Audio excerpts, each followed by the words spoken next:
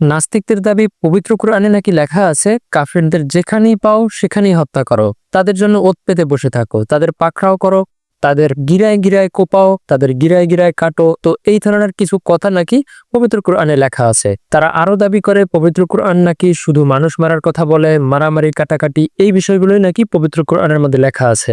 আর আজকের ভিডিওতে আমরা এটাই দেখবো যে পবিত্র কোরআনে এগুলো আসলেই লেখা আছে কিনা। একদম সে শুরুর আয়াত থেকে শেষ পর্যন্ত যতগুলো আয়াত আছে প্রত্যেকটা আয়াতের মধ্যে থেকে মারামারি কাটাকাটি অথবা যুদ্ধ সংক্রান্ত যেসব আয়াতগুলো আছে এগুলো আমরা বের করে করে দেখব।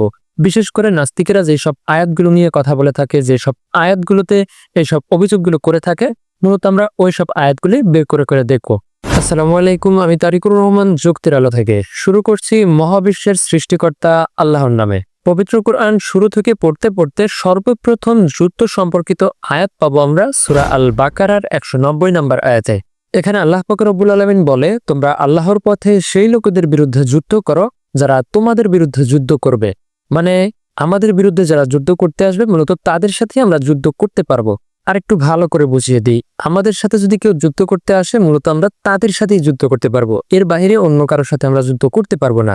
মানে আমরা আগ বাড়িয়ে কাউকে আক্রমণও করতে পারবো না, এটা আল্লাহর বিধান। এরপরেই আল্লাহ বলেন, কিন্তু সীমা অতিক্রম করো না, আল্লাহ নিশ্চয়ই সীমা অতিক্রমকারীকে ভালোবাসেন না। মানে মুসলিমরা কাদের সাথে যুদ্ধ করবে এটা কিন্তু আমরা পেয়ে গেলাম, মূলত যারা আমাদের সাথে যুদ্ধ করতে আসবে তারাই হচ্ছে আমাদের প্রতিদ্বন্দ্বী, এর বাহিরে অন্য কেউ না। ঠিক এর পরের আয়াতে আল্লাহ পাক রব্বুল আলামিন বলে, তাদের যেখানেই পাও হত্যা করো এবং তাদের বের করে দাও যেখান থেকে তারা তোমাদেরকে বের করে দিয়েছে। এই আয়াতটা নিয়ে একটু কথা না বললেই না। তাদেরকে যেখানেই পাও হত্যা করো, এখানে তাদের বলতে যারা মূলত আমাদের সাথে যুদ্ধ করতে হবে তাদের কি বোঝানো হচ্ছে?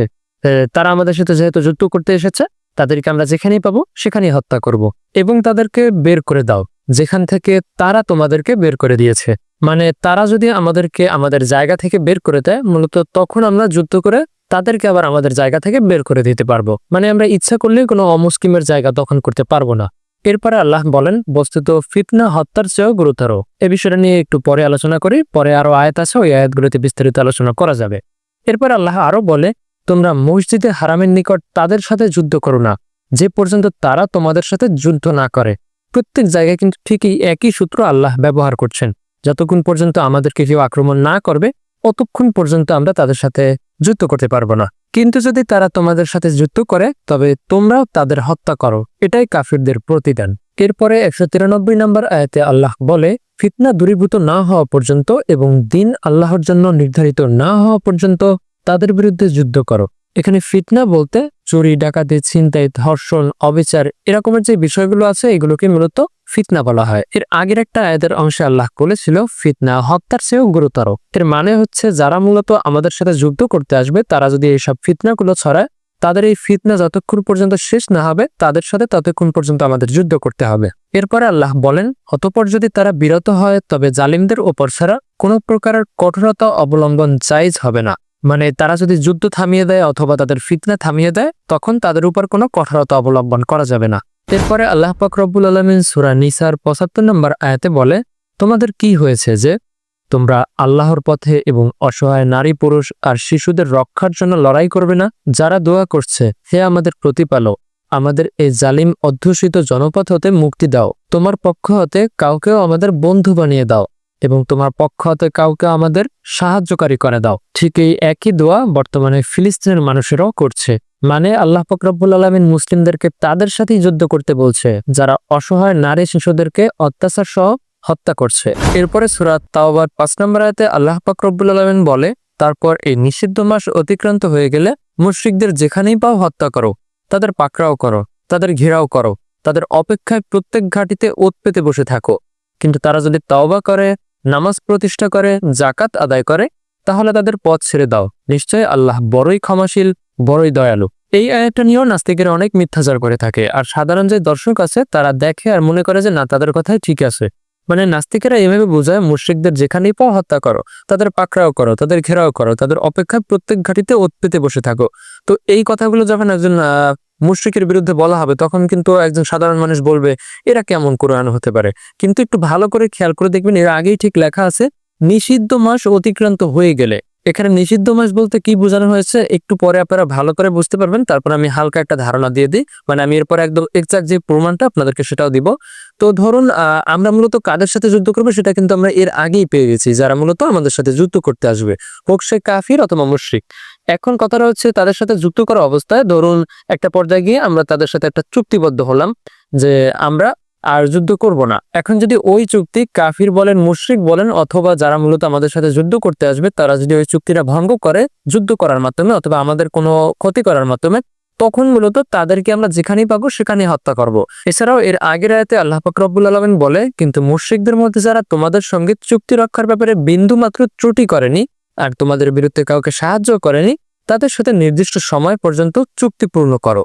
এরপরে চূড়ান্তভাবে আল্লাহ বলে দেয় আল্লাহ ও তার রাসূলের সঙ্গে মুশরিকদের চুক্তি কি করে কার্যকর থাকতে পারে। অবশ্যই ওই সব লোক ছাড়া যাদের সঙ্গে তোমরা মসজিদুল হারামের নিকট চুক্তিবদ্ধ হয়েছিলে, তারা যতদিন তোমাদের সঙ্গে চুক্তি ঠিক রাখে তোমরাও তাদের সঙ্গে কৃত চুক্তিতে দৃঢ় থাকো। নিশ্চয়ই আল্লাহ মুত্তাকিদের ভালোবাসে। এখন এই সম্পূর্ণ বিষয়টা যদি একটু সংক্ষেপে বলি, আমরা মূলত তাদের সাথে যুদ্ধ করতে পারবো যারা আমাদেরকে মারতে আসবে অথবা যারা আমাদের সাথে যুদ্ধ করতে আসবে। এখন যদি কেউ আমাদের মারতে আসে অবশ্যই আমরা তাদেরকে আপ্যায়ন করব না, তাদের সাথে আমরা যুদ্ধই করব। এখন তাদের সাথে যুদ্ধ করতে করতে তাদের অনেকভাবে মারতে হতে পারে, সেটা খুবই একদম স্বাভাবিক এবং সিম্পল একটা ব্যাপার। এরপরে তাদের সাথে যুদ্ধ করতে করতে ধরুন তাদের সাথে আমরা একটা চুক্তিবদ্ধ হলাম যে আমরা আর যুদ্ধ করব না। এখন ওই চুক্তি যদি তারা ভেঙে ফেলে তখনই মূলত তাদেরকে আমরা মারতে পারবো, তাদের জন্য আমরা ওৎ পেতে বসে থাকতে পারবো, এই ধরনের আরো অনেক কিছু। এখন নাস্তিকেরা কৌশল করে আগা এবং গোড়া এই দুইটা বাদ দিয়ে শুধু মাঝখানের যে কথাগুলো আছে যেখানে হত্যা করো, তাদেরকে পাকড়াও করো, তাদেরকে যেখানেই পাও হত্যা করো, এই ব্যাপারগুলো শুধুমাত্র মানুষের সামনে তুলে ধরে। আর গিরায় গিরায় কোপাও এটা সম্পূর্ণ তাদের একটা বানোয়াট কথা, এটা পবিত্র কোরআনের কোথাও লেখা নেই। আপনি দয়া করে প্রমাণ দিয়ে যাবেন যে কোথায় লেখা আছে পবিত্র কোরআনের যে গিরায় গিরায় কোপাও, গিরায় গিরায় কাটো, এই ধরনের বিভ্রান্তিমূলক যে কথাগুলো এটা কোথায় লেখা আছে। তো পবিত্র কোরআনের যুক্তি সংক্রান্ত আরো অনেক আয়াত আছে, আমি যদি সবগুলো বলতে চেতাম 1 থেকে 2 ঘন্টা সময় লাগতো। তো আমি মূলত একদম মূল যেই আয়াতগুলো আছে সেগুলোই উপস্থাপন করেছি। এছাড়াও যে আয়াতগুলো আছে আপনারা আবার বলতে পারেন যে এগুলোর মধ্যে হয়তো এই গিরায় গিরায় কোপাও অথবা এই ধরনের কিছু বিভ্রান্তিমূলক কথা আছে।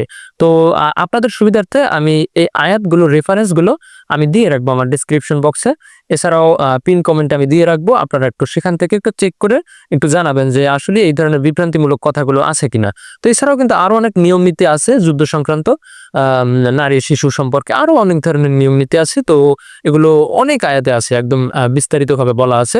তো আমি ওগুলো বলিনি, আমি জাস্ট একদম মূল যে বিষয়টা যুদ্ধের সেই বিষয়টুকুই এবং শেষ যে বিষয়টুকু সেটা আমি বলেছি, মানে শুরু এবং শেষ। তো এটাতে মূল বিষয়টুকু কভার হয়ে যায়। তো আশা করি আমি ইসলামের যুদ্ধের নিয়ম সম্পর্কে আপনাদের ধারণা দিতে পেরেছি।